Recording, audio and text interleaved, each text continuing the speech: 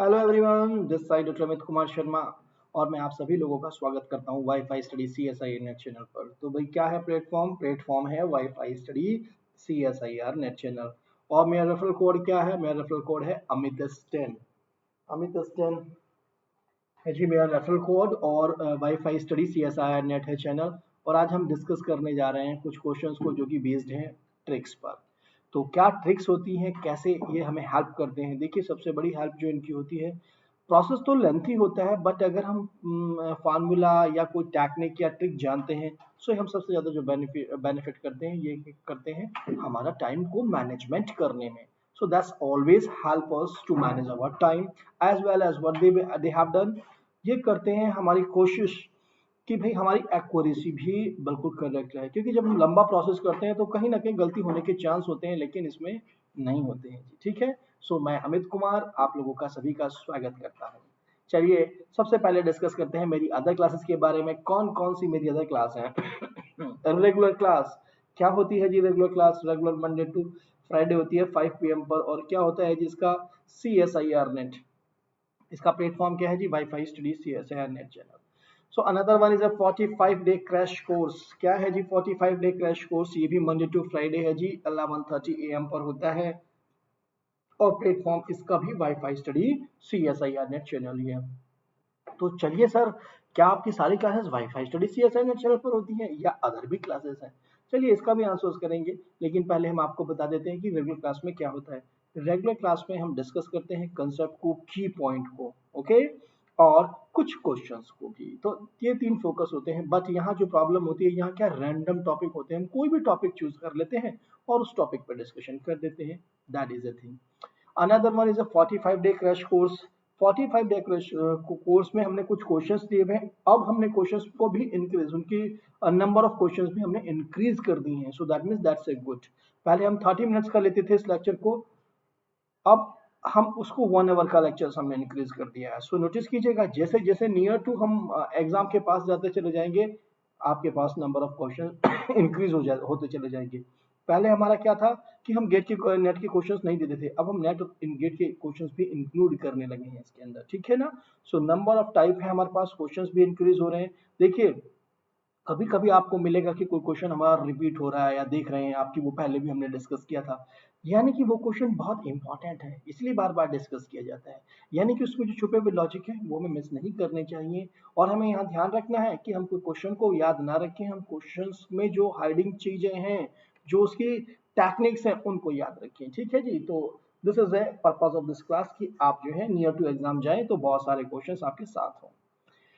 Now another one is Unacademy पर। अगर हम क्लास की बात करते हैं तो जी अन अकेडमी पर क्लास होती है जी हमारी। क्या होती है? The class is a special class. Unacademy पर स्पेशल क्लास और प्लस क्लासेस। सो क्या सर हम इसको एक्सेस कर सकते हैं? बिल्कुल एक्सेस कर सकते हैं जी। बस आपको क्या करना होगा, अन अकेडमी लर्निंग ऐप को अपने मोबाइल के प्ले स्टोर से इंस्टॉल करना होगा अपने मोबाइल में। और जैसे ही आपने इसको इंस्टॉल किया, what you have to do, install करने के बाद आप सब अपना अकाउंट बना लीजिएगा उसके ऊपर, और 9:30 PM पर मैं वहां पर मिलूंगा आपको और आप मेरे साथ क्वेश्चंस को डिस्कस कर सकते हैं जी। ठीक है ना? I will be live in this class, and live class में जो भी आपका डाउट है वो भी देख सकते हैं रिलेटेड टू द क्लास। ठीक है ना जी? एवरी डे होती है जी। और समटाइम अगर मैं चेंज करता हूं तो much better you have to be click on the button, follow वाले बटन पे क्लिक कर दीजिएगा सो दैट आपको नोटिफिकेशन मिल जाएगा इसका। ठीक है ना जी? Another class is a plus class. Okay जी, प्लस क्लास में मैं ऑलरेडी मॉडर्न अलजेब्रा का कोर्स खत्म कर चुका हूँ जी। कुछ पॉइंट्स जो हम वहाँ पे छोड़े हैं मैंने, वो पॉइंट्स में यहाँ स्पेशल क्लास में डिस्कस करता रहता हूँ, तो इसलिए बिल्कुल भी वरी होने की जरूरत नहीं है। ठीक है ना जी? ग्रुप थ्योरी, रिंग थ्योरी दोनों का पार्ट डिस्कस कर चुका हूँ। और अभी दिस मंथ अक्टूबर में मेरा प्लान है कि मैं लीनियर अलजेब्रा के पार्ट को वहाँ पर स्टार्ट कर दूँ। सो जो भी व्यक्ति चाहता है कि प्लस सब्जेक्ट को लेना है, ले लीजिए, क्योंकि इस क्लास को देखने के लिए प्लस क्लास को आपको सब्सक्रिप्शन की आवश्यकता है। प्लस क्लास में सर स्पेशल क्या ऐसा होता है? देखिए, प्लस क्लास में सबसे बड़ी बात तो होती है स्ट्रक्चर पूरा का पूरा हमारा, एक पूरी बुक का स्ट्रक्चर होता है कि हाँ भाई इसके बाद हम ये कराएंगे, इसके बाद ये करेंगे, टॉपिक वाइज पूरे कंप्लीट स्ट्रक्चर्ड कोर्स होता है। मैं अपनी सिंपली भाषा में कहूँ तो ये कब होती है जी? कभी 5 PM या 7 PM, या आपको टाइम पता लग जाएगा, जैसे कि लास्ट टाइम हमने इसको 7 PM पर रखा हुआ था। ठीक है ना?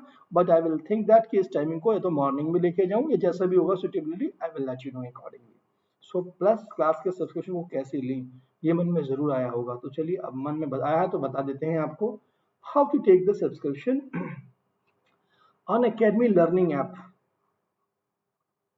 क्या करना है जी आपको? अन अकेडमी लर्निंग ऐप को अपने मोबाइल के प्ले स्टोर से आप इंस्टॉल कर लीजिए अपने मोबाइल में और अकाउंट बनाइए उस पर। जाने के बाद उसके बाद बनाने के बाद जाइएगा आप कैटेगरी में नेट एग्जाम की, क्लिक कीजिएगा CSIR UGC नेट बटन पर और आप पहुंच जाएंगे इस विंडो पर जहां पर लिखा होगा नीचे की तरफ गेट सब्सक्रिप्शन।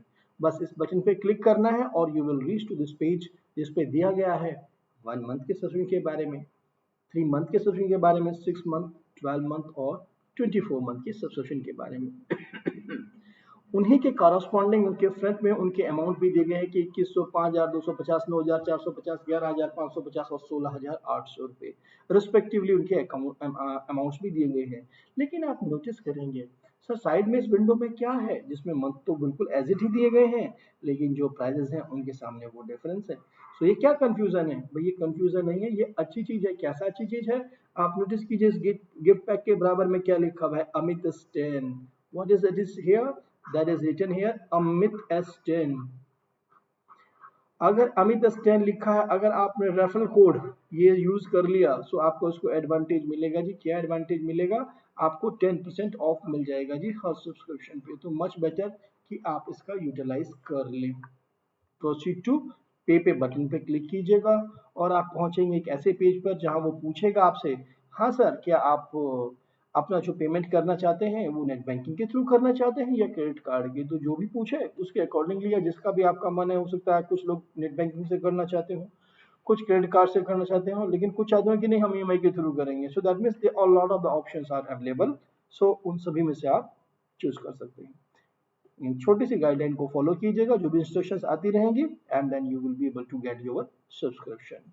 क्या बेनिफिट्स है वो भी डिस्कस कर देता हूं जी। बेनिफिट्स है, सबसे पहली बात तो आप सभी एजुकेटर्स को एक्सेस करते हैं जो कि नेट CSIR के लिए तैयारी करा रहे हैं। पहली बात, सबकी लाइव क्लासेस ले सकते हैं, अनलिमिटेड लाइव क्लासेस ले सकते हैं।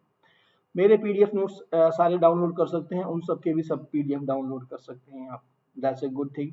सभी की मॉक क्लास में अटेंड कर सकते हैं, सबके असाइनमेंट ले सकते हैं, सबके टेस्ट लगा सकते हैं। तो सब कुछ हो रहा है जी यहाँ पर, ठीक है ना। सो यानी कि छोटा सा अमाउंट देने के बाद आपको काफी सारा यहाँ पर ये चीज बेनिफिट मिल जाता है। तो इसके लिए आप रेडी हो जाइए और जल्दी जल्दी सब्सक्रिप्शन ले लीजिए।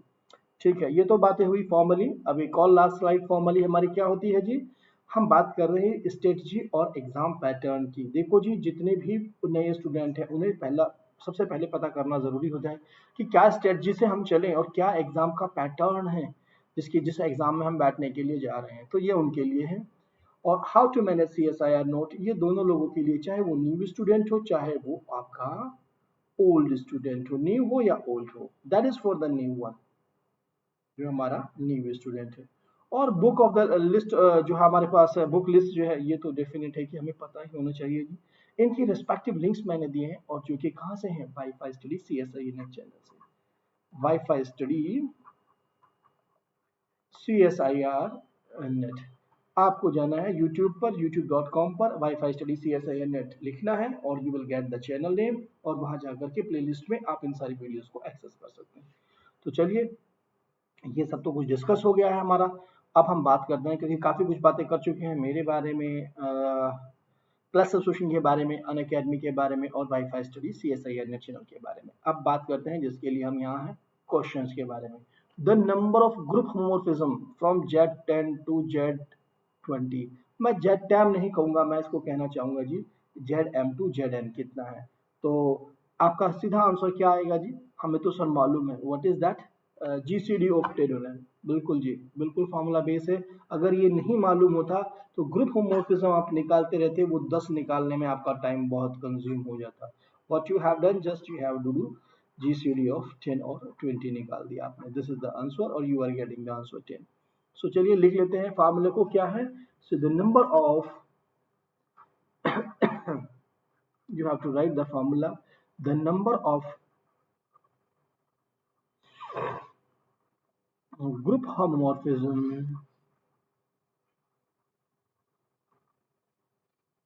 number of group homomorphism from ZM to ZNR is simply क्या GCD ऑफ M, N, ये टोटल मिल जाती हैं जी आपको, ठीक है। फिर इसमें एग्जामिनर बहुत सारी चीजें पूछ लेता है, वन वन है या नहीं है, ऑन टू है या नहीं है, ये कितनी है, ऑन टू कितनी है, वन वन कितनी, इनटू कितनी, नॉट वन वन, ऐसी बातें पूछता है। इन सब के बारे में मैं ऑलरेडी डिस्कशन कर चुका हूँ। आज मैं सिर्फ फोकस कर रहा हूँ, देखो क्वेश्चन पे मत जाना, मेरा पर्पज है वो ट्रिक या टेक्निक या फॉर्मूला जो भी है इसके अंदर बेस आपको बताऊँ, ठीक है। क्वेश्चन किस किस तरीके का पूछा जा सकता है वो भी डिस्कस कर, वन वन का, इनटू का, ऑन टू का, ऐसे का। बस मेन टोटल हमारी कैसे निकालते हैं, GCD ऑफ M से। सो एक क्वेश्चन लेके आए थे हम, उसके थ्रू हमने कर दिया। Now then come to the another question. क्या दिया हुआ है जी, let fz is equal to cos z upon z की power 2020, then residue of the function fz at z is equal to 0 is. So मन क्या कहेगा, अरे भाई अब क्या करें, कहीं ऐसा कर लेते हैं, मन कहेगा कि cos z का एक्सपेंशन कर लेते हैं, फिर z 2020 को देखेंगे कि इसके पास रेसिड्यू क्या आ रहा है, यानी कि पोल कितने ऑर्डर का आ रहा है, और उसके ऊपर हम रेसिड्यू निकालें। तो सर करें तो करें क्या, तो फिर सिंपल सा मन में ध्यान आया और हमारे एक फॉर्मूला याद आया। क्या फॉर्मूला है, चलिए उसको लिख लीजिए, ठीक है। क्या the formula is that one, see if the function fz, if the function fz is even function,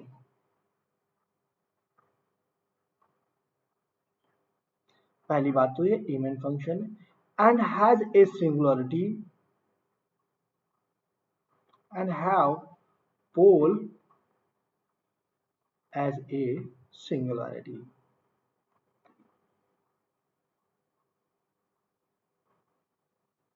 then क्या क्या दो दो इंफॉर्मेशन हमें जरूरी है। पहली बात तो मेरा फंक्शन जो है इवन फंक्शन हो, पहली बात।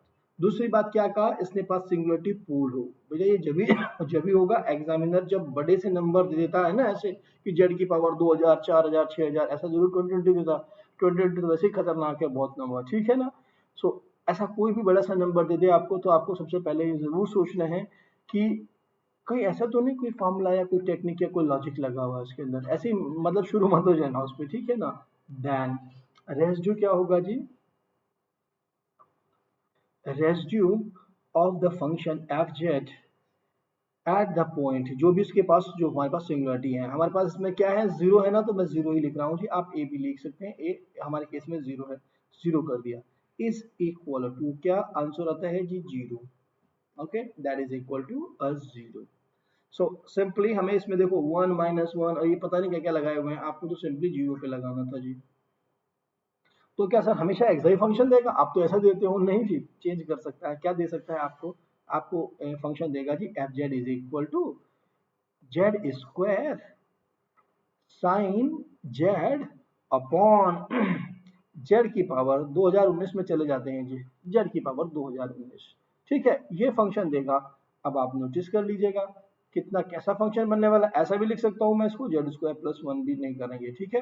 सो आप सिंपली ऐसा भी समझ लीजिए, इसको करिए -17 कर दीजिएगा, इसको सब्ट्रैक्ट करना चाहो, this is nothing, that is what sine Z upon Z की पावर 20117, रीअरेंजमेंट के बाद, राइट।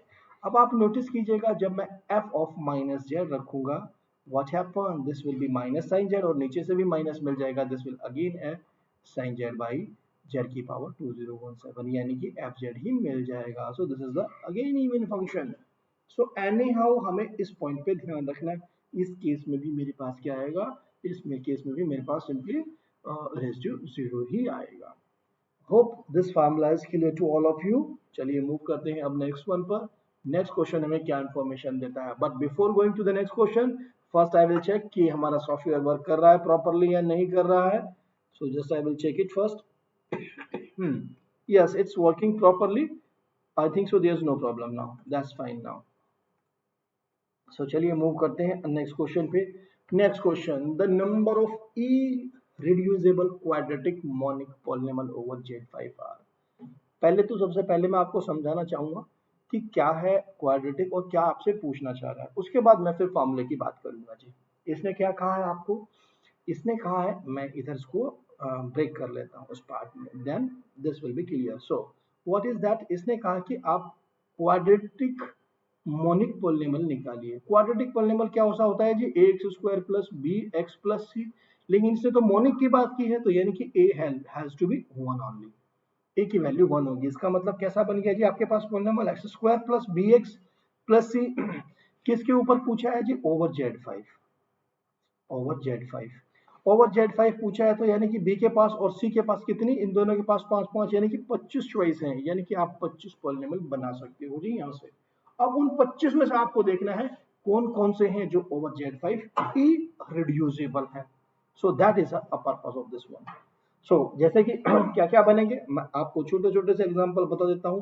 मैंने कहा कि b इज इक्वल टू 0 रख सकते हैं, क्योंकि b और c दोनों कहां बिलोंग कर रहे हैं, दे belongs in the Z five. मैं करेक्ट करता हूँ, एक मिनट बेटा। व्हाट इज दैट, आपके पास B and C both belongs in the Z5 and the value is 0, 1, 2, 3 and 4, ठीक है ना। B C की वैल्यू इसमें से बिलोंग कर रही है। आप B की वैल्यू को 0 भी ले सकते हैं, 1 भी, 2 भी, 3 भी, 4 भी। अगर मैंने कहा कि भाई ये एक तो ये पॉलिनॉमियल बन जाएगा एक्स स्क्वायर, B की वैल्यू मैंने 1 फिक्स कर दी, B स्क्वायर और C की भी वैल्यू, ठीक है।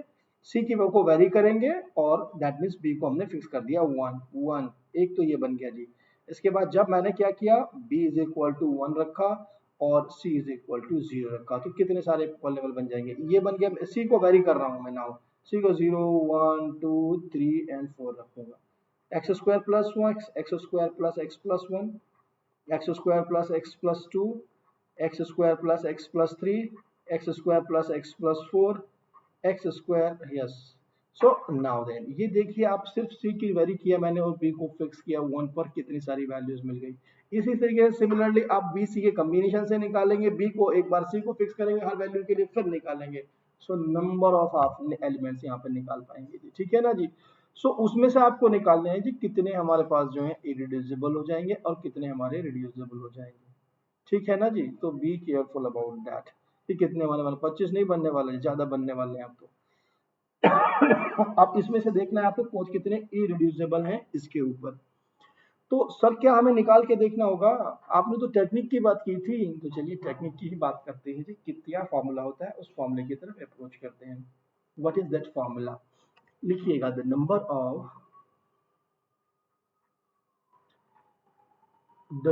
Of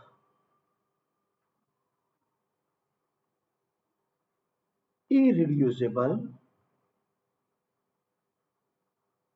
quadratic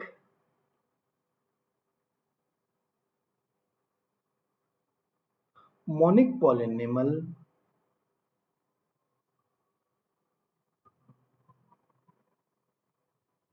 over ZP। Are कितने होते हैं, मैंने पूरा का पूरा ZP कर दिया, कोई भी प्राइम ले ले, is equal to p p minus one by two, ठीक है ना जी। तो सिंपली आपके केस में यहाँ पर क्या हुआ, आपने सेम लिया हुआ है। So that means what happen here, value of p is equal to 5। So कितने आ जाएंगे आपके पास, 5 into 5 minus 1 by 2 which is equal to 10। So the C is the correct option, the answer 10 आ गए हैं जी आपके पास ऐसे, ठीक है ना।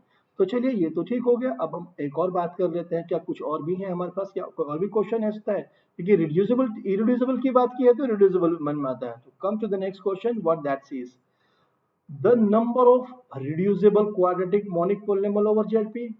अब हम दो तरीके हैं, एक तो क्या, मैं टोटल निकालूं, टोटल में से मैं माइनस कर दूं, कितने माइनस कर दूं, अभी मैंने कितने निकाले इरिड्यूसिबल, सो मुझे मिल जाएंगे आपके पास reducible.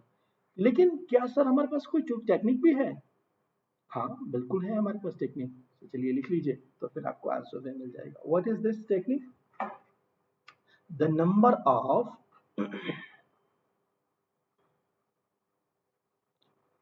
The number of reducible,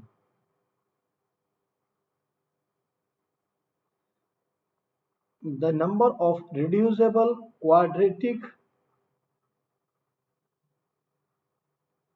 monic polynomial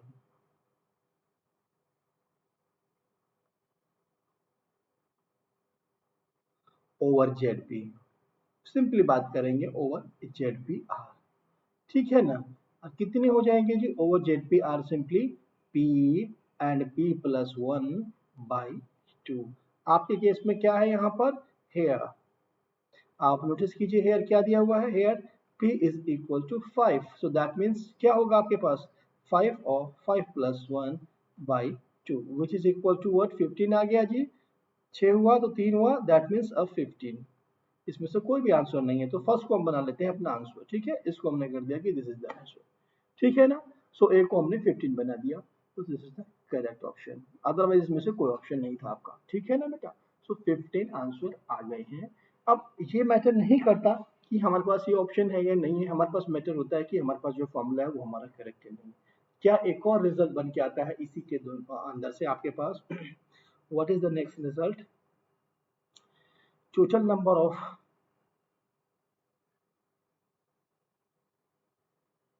total number of reducible polynomial,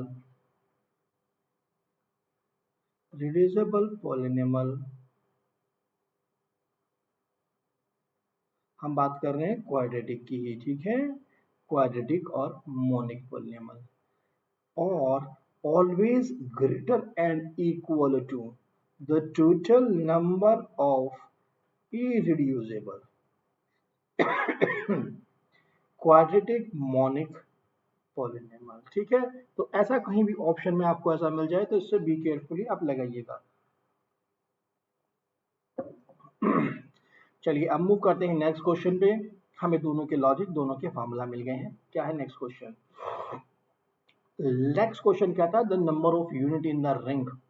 भाई रिंग दी गई है और रिंग दी गई है आपको Z10 into Z12। Let us right with the answer, कितना आने वाला है जिसका LCM, कितना आंसर आएगा जी, जल्दी से बता दीजिए।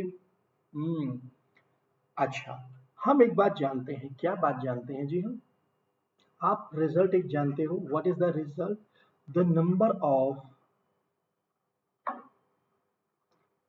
the number of units the number of units in ZMR कितनी होती है जी, ZMR 5m, ठीक है।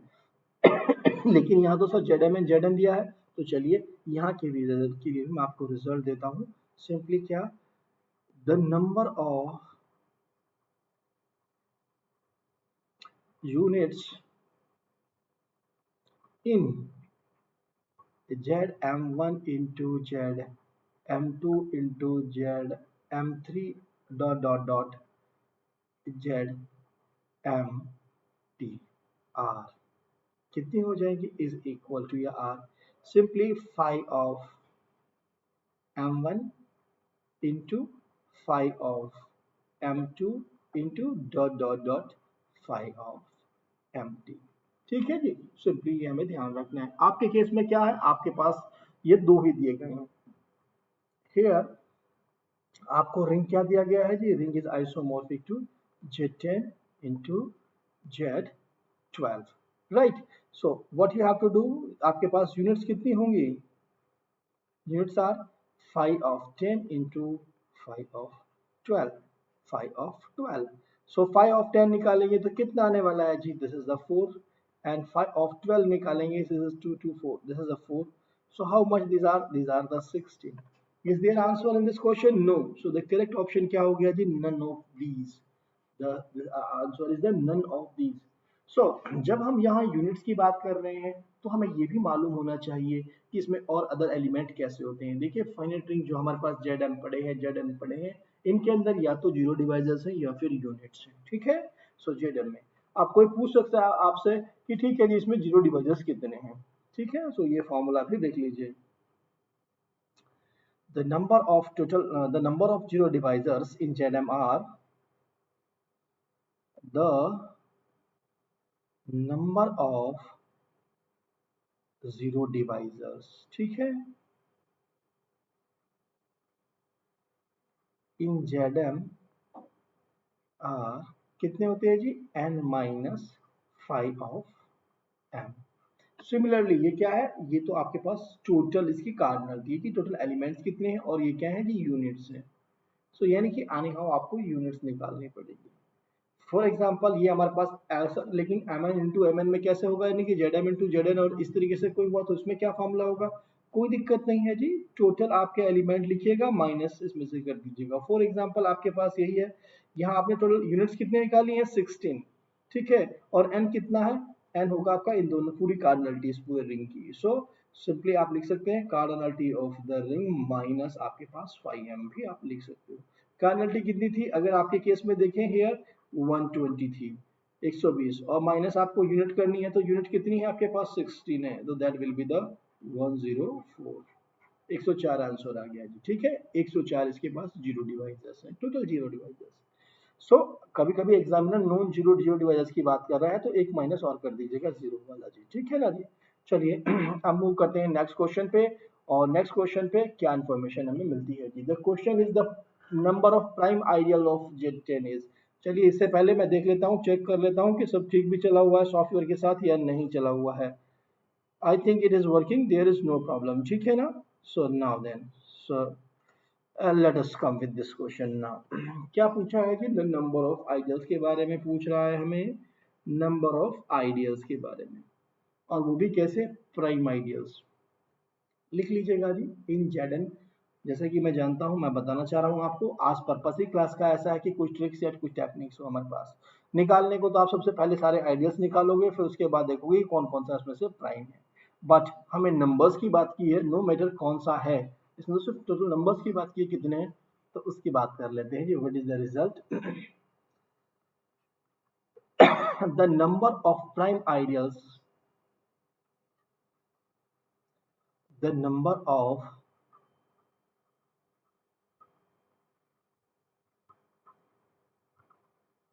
Prime ideals of Zn are is equal to D, where D is distinct prime divisors of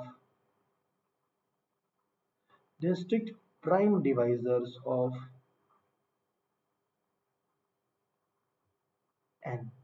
भाई n के कौन कौन से हैं जो डिस्ट्रिक्ट प्राइम डिवाइजर्स हैं।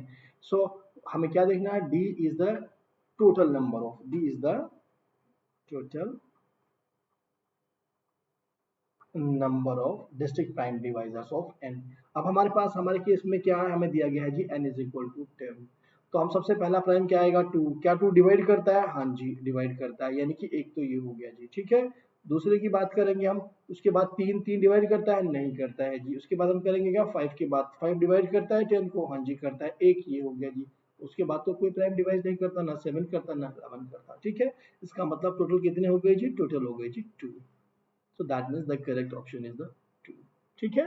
so hope that is clear to। जब भी कभी प्राइम आइडियल्स की बात करें जेडन के अंदर, तो आपको सिर्फ प्राइम डिवाइड आपके ये देखना है कि कितने डिवाइजर्स हैं। चलिए मूव करते हैं नेक्स्ट क्वेश्चन पे। नेक्स्ट क्वेश्चन हमें क्या इन्फॉर्मेशन देता है जी, yes, the ring Z 5 I is, क्या पूछा गया है हमसे, पूछा गया है क्या ये ईडी है, क्या ये पीआईडी है, क्या ये यूएफडी है, और नन ऑफ दीज है। कैसा है ये आंसर। सो क्या करें भाई, क्या करें, क्या हमारे पास कोई फार्मूला है, क्या हमारे पास कोई टेक्निक है इसको चेक करने की।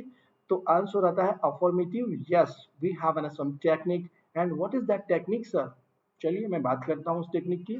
जब भी कभी आपके पास ऐसा आ जाए तो चलिए मैं टेक्निक की बात कर देता हूँ। Yes, so result is that if ZPI, if the ring ZPI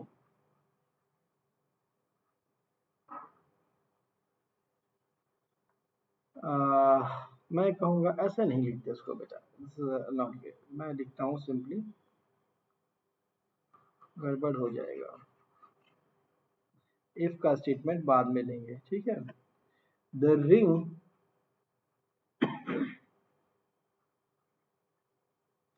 ZPI Gaussian integer का अंडर मॉडलो पी, हमें एक रिंग दी हुई है, इज फील्ड, कब होती है जी field, when is field when P congruence to 3 mod p congruence to 3 mod 4। ठीक है ना। यानी कि जो भी नंबर है मेरे पास, अगर वो जो भी यहाँ पर p दिया हुआ था, ये इस p को मैं डिवाइड करूँ 4 से, और जो मेरे पास नंबर आए that has to be the simply congruence to 3। बल्कि इवन मैं p नहीं कहूंगा, मैं इसको ZNI भी बोल सकता हूँ, n भी ले सकते हैं बेटा। ठीक है, no matter, you can, p से ऐसा लग रहा है जैसे प्राइम हो, आप इसको n ले लीजिएगा। ठीक है ना, that will be more convenient for you. n से हम समझते हैं कि कोई भी नंबर, ठीक है, p से हम प्राइम ही जरा लेते हैं। इज ए फील्ड, और अगर कोई स्ट्रक्चर फील्ड होती है तो क्या, मैं तो आपको ऑलरेडी एक इंफॉर्मेशन दे चुका हूँ एक बॉक्स की। क्या भाई, सबसे पहले आप ध्यान रखिएगा, this is the field. Okay, इसके बाद फील्ड के बाद क्या स्ट्रक्चर बनती है, this structure is a integral domain, ED. इसके बाद क्या स्ट्रक्चर बनती है जी, this is your PID. and then after that what is the structure, this structure is a unique factorization domain, UFD। और उसके बाहर की स्ट्रक्चर क्या होती है जी, the structure is your integral domain. यानी कि अगर कोई फील्ड है तो वो सब कुछ होगा, that will be implies to all of them. He will be the ED, he will be the PID, he will be the UFD and ID. अब लेकिन इसमें हमारे पास क्या दिया हुआ है जी, यानी कि 5 को अगर हम 4 से डिवाइड करते हैं, we are getting 1 mod 4। Okay, तो सर अब ये फील्ड तो नहीं बना है, फील्ड नहीं बना है तो उसके बाद फिर हम कैसे गणना करें। अगर ये बन जाता तो हम ये सब भी बोल सकते थे कि ये सब चीजें हैं। तो इसके लिए दूसरा रिजल्ट आता है जी, क्या, the ring ZNI is not integral domain, not integral domain। One कब, जब n congruence to, then when either n congruence to 1 mod 4, और क्या हो जाएगी, n congruence to 2 mod 4। दोनों में से कुछ भी होगा तो हम वो देते हैं कि भाई हमारा जो ZNI है that is not the integral domain. But in our case you see that what happen, that is congruence to 1। इसका मतलब क्या हो गया जी, this implies that Z5I is not integral domain, not integral domain. अगर ये integral domain नहीं है, ये this is not the structure, okay, तो इसका मतलब क्या होगा, ये आपका यूएफडी भी नहीं होगा, इसका मतलब क्या होगा, पीआईडी भी नहीं होगा, ये क्या होगा, ईडी भी नहीं होगा, इसका मतलब फील्ड भी नहीं बनेगा। ये कभी भी इंप्लाइज नहीं करता है अपोजिटली। ठीक है, सो एफ यानी कि field implies ED PID UFD ID. Okay, but अगर नॉट आईडी है तो उसका मतलब कुछ भी ऊपर नहीं होने वाला है जी। ठीक है ना, so this are the simple formula, आपको मिल गए होंगे। अब 5 आई नहीं, एग्जामिनर हो सकता है आपको 7 आई दे दे, आपको 6 आई दे दे, whatever the thing you can give, आपको सिर्फ आंसर करना है। ठीक है ना जी, किस स्ट्रक्चर के, तो इसका मतलब इसमें से क्या हुआ आपके पास ऑप्शन 5 क्या था, not integral domain, that is not integral domain. Not integral domain यानी कि ना तो ईडी ना पीआईडी ना UFD, so none of this is the only correct option. ठीक है ना जी, सो चलिए मूव करते हैं हम नेक्स्ट क्वेश्चन पे। नेक्स्ट क्वेश्चन हमें क्या इंफॉर्मेशन देता है जी, so let us see that the number of nilpotent element in the ring Z13। क्या फॉर्मूला होता है nilpotent एलिमेंट का, और क्या होता है nilpotent element. an element A is said to be a nilpotent if A to the power n is any positive integer is equal to 0। ठीक है ना, स्मॉलेस्ट n, उसको हम बोलते हैं कि ये nilpotency इंडेक्स है। ओके ना जी, तो हमें ये ढूंढना है ए बिलोंग्स कहाँ कर रहा है जी, आपका ए बिलोंग्स इन द Z13। हम तो सिर्फ एक ही फॉर्मूला जानते हैं सर नीलपोटेंट का, क्या, कि भाई नीलपोटेंट जो बनते हैं वो जीरो डिवाइसेस बनते हैं। तो इसका मतलब क्या फॉर्मूला बनता है जी, फॉर्मूला नोट कर लीजिएगा जी आप, what is that, the number of in nilpotent element, the number of nilpotent elements,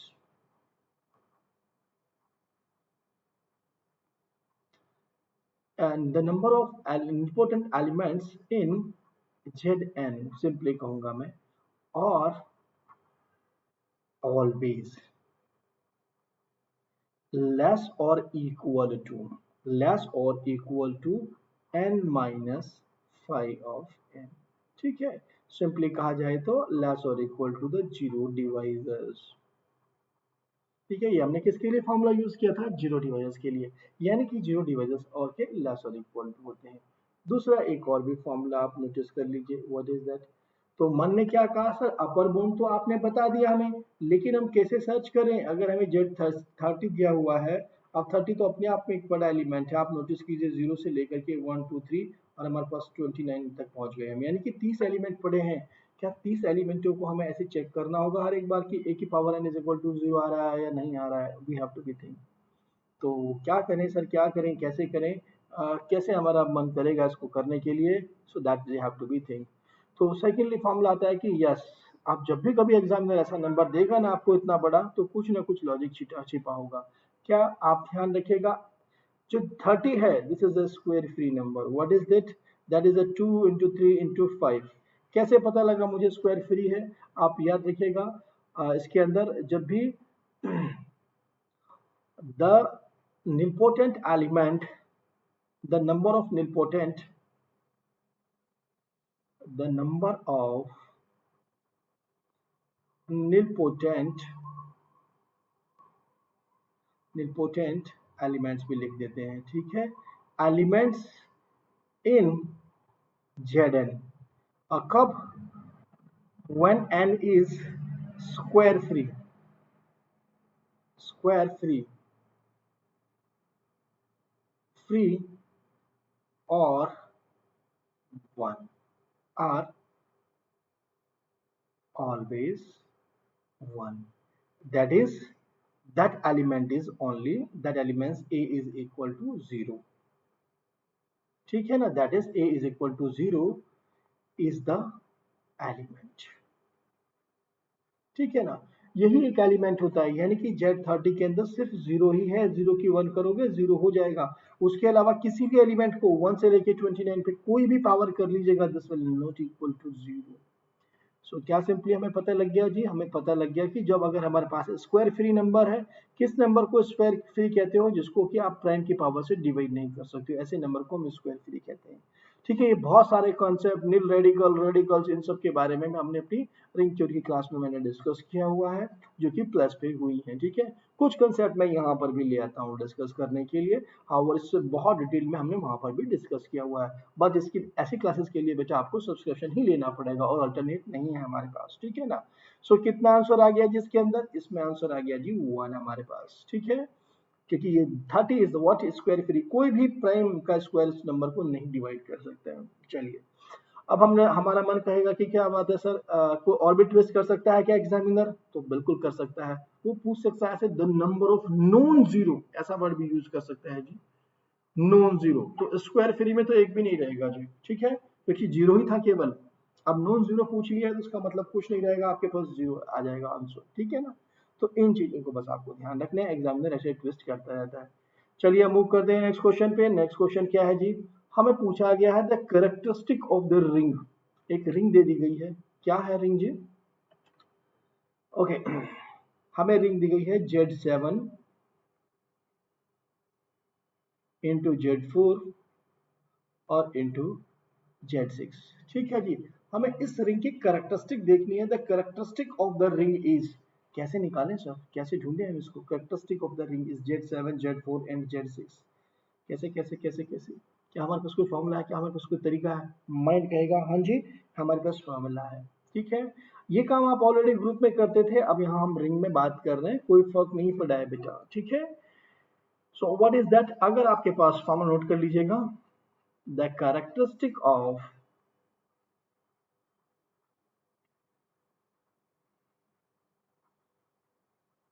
the characteristic of the ring,